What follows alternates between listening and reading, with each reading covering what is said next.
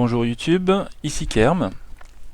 Sur cet épisode, je vais vous présenter comment installer un serveur dédié Linux. Donc c'est un épisode charnière qui vous permettra de suivre les autres épisodes tout simplement. Donc pour ce faire, nous allons aller tout de suite sur le site de CentOS, site officiel, afin d'y récupérer l'ISO. L'ISO qui nous permettra d'installer notre serveur dédié. Nous allons utiliser CentOS 6.5 et nous allons l'utiliser, donc là ce sera sur VMware pour cette vidéo, mais vous pouvez très bien l'utiliser avec une vieille machine, donc c'est là qu'il faudra faire attention à ces deux versions là, la version 32 et la version 64. Donc moi je vais choisir une version 64 bits. Donc choisissez l'un des liens présents sur cette page et nous allons récupérer la version minimale de CentOS 6.5. Donc je l'ai déjà. Nous allons vérifier ensuite, le réseau. Donc pour cela, nous allons aller sur le centre de partage réseau et vérifier qu'on est bien en connexion active sur un certain dispositif. Alors, il est plus conseillé d'utiliser un réseau filaire qu'un réseau Wi-Fi. Là, pour la vidéo, je vais vous présenter cela sur un réseau Wi-Fi, car je l'ai sous la main, donc je vais utiliser ce périphérique-là.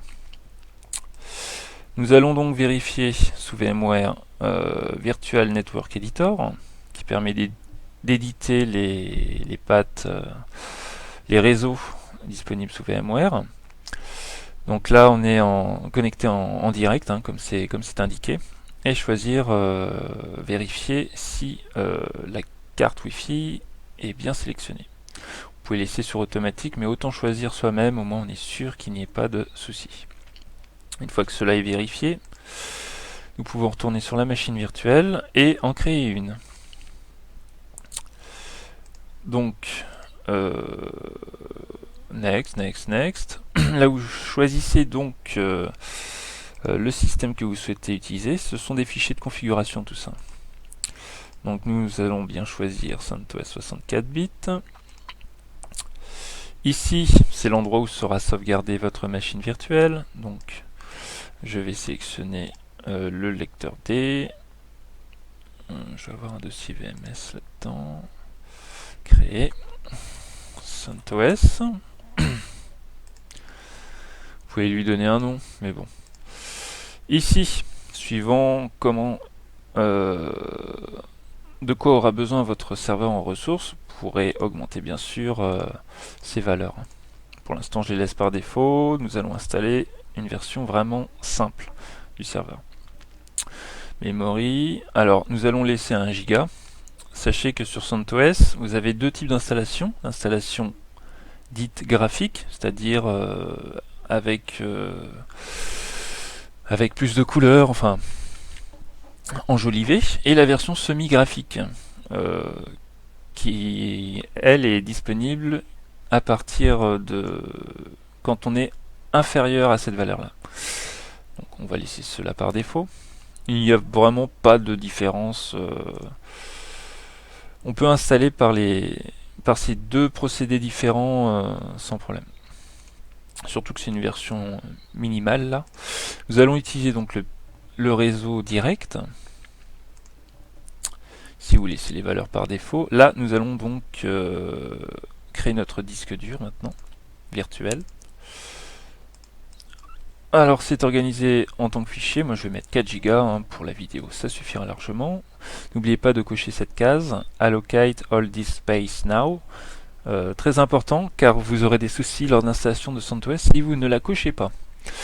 Et ici vous avez donc deux autres choix, soit le fichier du disque dur virtuel sera en un seul fichier, ou alors il sera découpé. Autant choisir cette méthode là qui soit découpée, de telle manière à pouvoir la copier, la déplacer sur une clé USB plus facilement. Vous rencontrerez des soucis lors d'une machine virtuelle dont un disque dur fait dans les 80 Go. Pour les copier sur une clé, ce sera très très difficile, voire impossible, dû à la table d'allocation des fichiers. Donc autant découper des fichiers volumineux, c'est plus simple à exporter. Next. Ici, vous choisissez l'emplacement où vous souhaitez stocker donc, votre disque dur virtuel. Alors moi, je le mets là où se trouve la machine. C'est plus simple niveau organisation. Operating System, enregistré. Next. Maintenant, nous allons personnaliser la configuration. Donc, floppy, on n'en a pas besoin.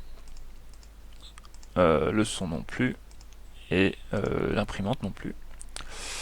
Nous allons choisir l'ISO que l'on a sélectionné de CentOS. Minimal version 64 bits. Ouvrir.